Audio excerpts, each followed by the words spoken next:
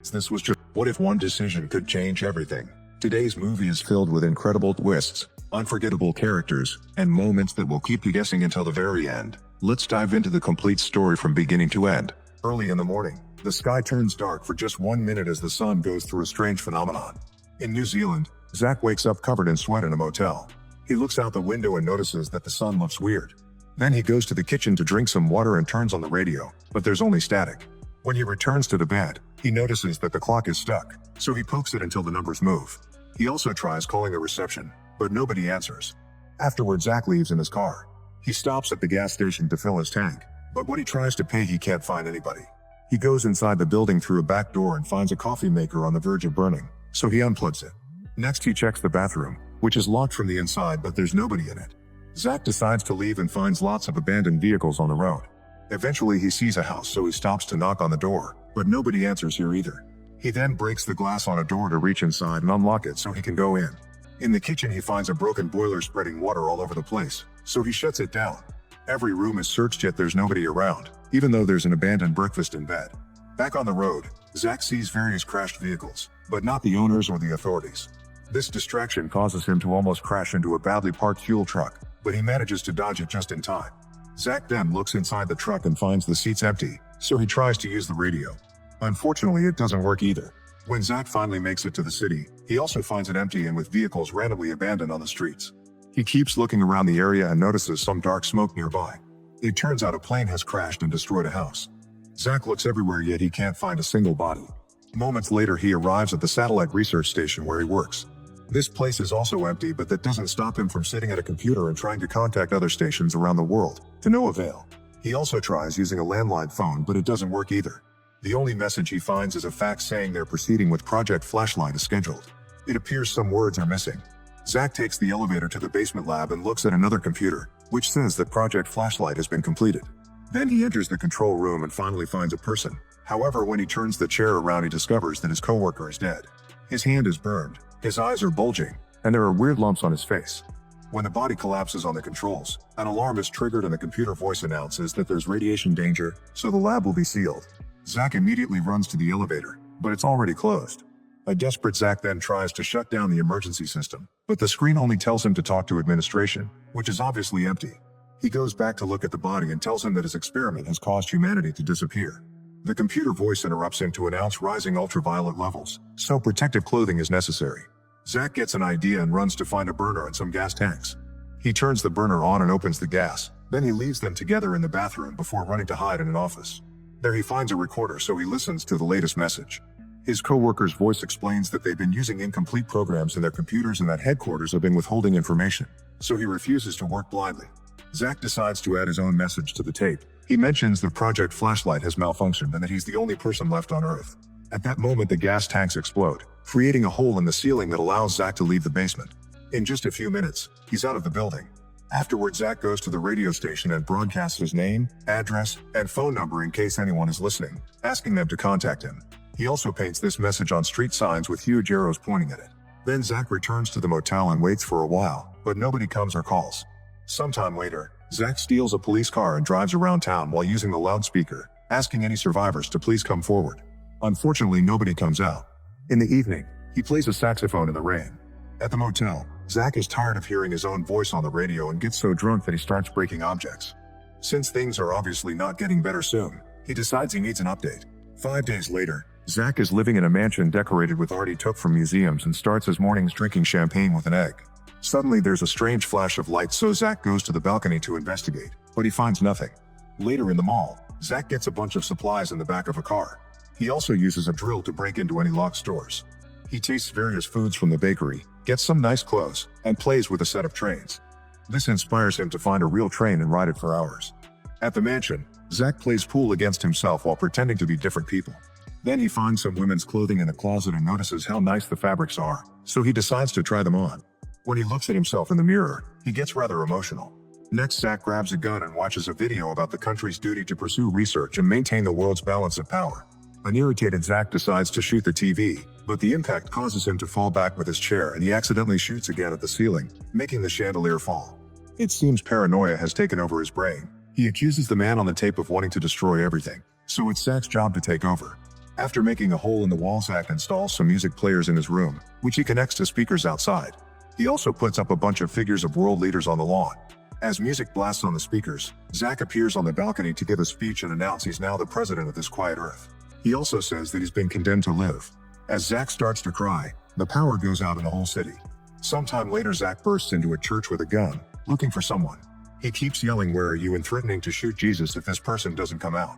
Since nobody comes, he starts shooting the Jesus statue until it falls. He also uses an axe to destroy a set of computers, saying he's now God. Afterward, he drives a huge truck through a gas station and accidentally runs over a pram. Zach immediately runs to check on it because he's afraid he may have killed a baby, but the pram is empty. While the gas station catches on fire, Zach grabs his gun and tries to self-delete, but he hears the building explode and decides not to do it. After a nice swim in the sea, Zach installs a generator to have power again. The next time he goes to town for supplies, he hears a strange noise nearby. He grabs his gun and hides in the store, but nothing happens. While driving down the road, he wonders if a car has been moved or if he's imagining things. At home, Zach connects a remote control to the mower to take care of his garden without lifting a finger. Then he uses his computer to check the radiation levels. Some numbers seem to be higher, so he tells the computer to keep an eye on them. Suddenly he hears the noise again and turns around to find Joanne pointing a gun at him. Zach puts a hand up and Joanne lowers the gun, explaining it isn't real. The relief of finally finding another human being causes them to hug.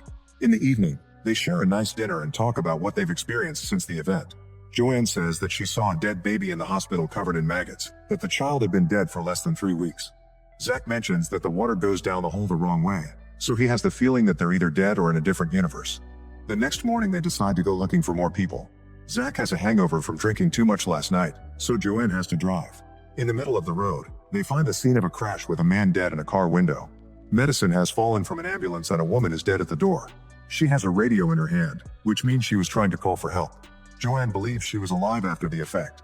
Moments later, Zach makes Joanne stop the vehicle so he can use a device to check on the sun. He asks Joanne if the sun is pulsating and she says no, so he throws his device away. In the evening, they decide to stay at a motel. During dinner, they discuss the probability of finding more people. Joanne thinks there are others, they just are trapped or too afraid to leave. The following day, they each take a different vehicle to cover more area and keep in touch using walkie-talkies. Joanne goes to the hospital, but she can't see the dead baby anymore. Zach goes to the local university and connects the generator to the computer. Suddenly, another strange light flashes and Zach senses something strange in the air. Joanne calls him to tell him she also felt something weird. Then she goes to check the prison while Zach searches the library. Neither of them finds a single person.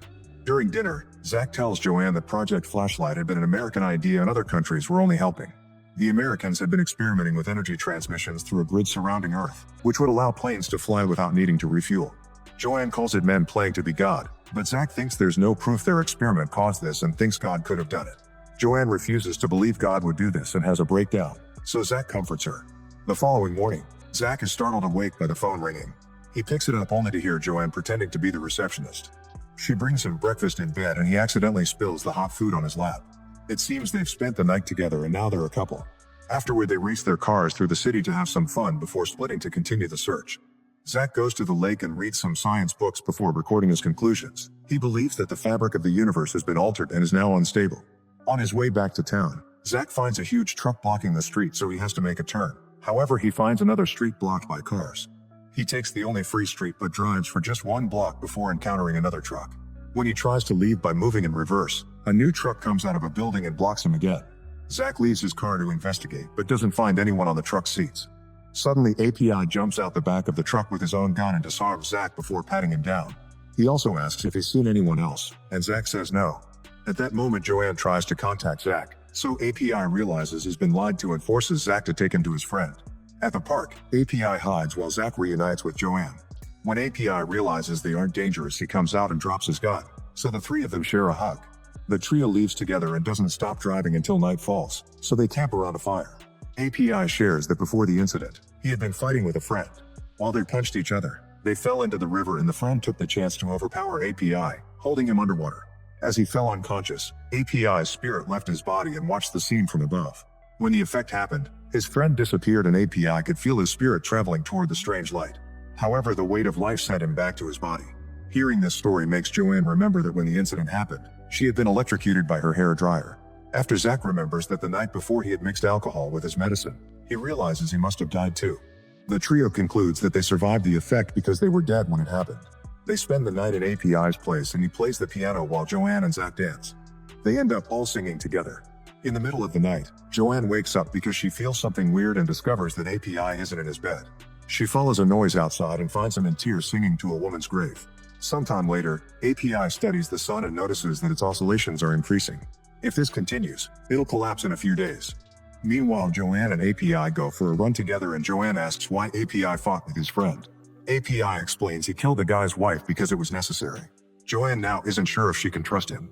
When Joanne comes home, Zach notices she's in a bad mood and wants to talk to her. However, she wants to be alone. Zach tries to tell her about the sun, but Joanne tells him to discuss it with God, referring to API entering the room to watch all this. While Joanne walks away, Zach announces they have to leave quickly and API wonders why, thinking he's insulting his home. Zach asks him what he did to Joanne and reminds API that he's in charge. An argument ensues and API aggressively grabs Zach by his clothes when he makes a racist remark. Zach throws the recorder at his face to push him off and gets on his truck to escape. Zach rushes to his Jeep to follow him and asks Joanne if she wants to come, but she refuses to ride with him, so he leaves. Then Joanne steals a car to follow them too. During the chase, API hears the notes in the recorder and learns that the sky grid created by Project Flashlight has been affecting the sun. When API finally catches up to Zach, he hits his car with the Jeep and pushes him off the road. Then API grabs Zach, but freezes when Joanne takes the gun from the Jeep to open fire. A frustrated Zach admits he knew there was something wrong with the project for a year, but he didn't say anything and now he's living with guilt. API realizes Zach mixed alcohol and medicine on purpose to self-delete, which Zach confirms. Afterward, the trio leaves together in one car and Zach explains there's nothing he can do about the sun because the Americans hid a lot of information about it. At home, Zach runs more tests and concludes that the effect will happen again. Suddenly, there's a flash of light and Zach disappears. Joanne looks for him while API begins walking on the wall. At the same time, Zach is alone in an alternate version of the room without the others. He can hear Joanne calling him and looks for her outside, but he can't find her. Joanne can hear him too, yet she can't see him either. Thinking Zach is gone for good, Joanne and API comfort each other with a hug. However, Zach comes back inside and easily reunites with them. He says this was just a tremor and next time they'll get the real effect. API thinks they must bring the grid down to solve this, so he takes his friends to a military warehouse and blows up the door to enter. They find many trucks and a huge amount of explosives, which they can use to destroy the grid. While loading the explosives on a truck, Zach concludes that API and Joanne aren't real and he's been hallucinating. Then API drives the truck with explosives while Zach and Joanne get in a car. Zach wonders if Joanne likes API more, so Joanne tells him about API's crime. She looks away from the road to kiss him and almost crashes into a truck, but Zach manages to move the vehicle just in time. When API arrives, he stops his truck because there isn't room to pass and announces he'll push the other truck out of the way. Joanne and Zach hide behind their car while API gently pushes the other truck a few times to no avail. API then moves back a mile and starts driving at full speed, causing both trucks to scratch each other. Luckily, there's no crash and the vehicle with the explosive safely reaches the other side. Joanne decides to travel with API, so Zach has to follow them alone in the car. Minutes later, Zach hears his device beeping and tries to call the others, but API turns off the walkie-talkie. A furious Zach drives faster to reach the side of the truck and yell at them. However, both vehicles have to stop when they find a one-lane bridge. While API and Joanne secretly hold hands, Zach explains that they can't go any closer to the lab because the radiation levels are too high. The trio watches the lab from afar and Zach gets an idea. They could use his remote control to guide the truck without anybody inside. Zach will have to go to town to retrieve it and Joanne offers to go with him, but he turns her down. After he's gone, API and Joanne get naughty. When they're done, API admits he doesn't think the control will work and he'll have to drive the truck. Minutes later, the new couple hears the truck moving, but it's too soon for Zach to be back from town. They look out and discover that Zach never left. He's now driving the truck with the explosives connected to his heart. Zach pushes the truck through the area he weakened during his first escape and lands near his co-worker's body. Then he detonates the bombs, blowing up the whole lab with one huge explosion. After several minutes of seeing the mysterious light, Zach wakes up on a beach. On the horizon, a massive ring planet rises above strange-looking clouds.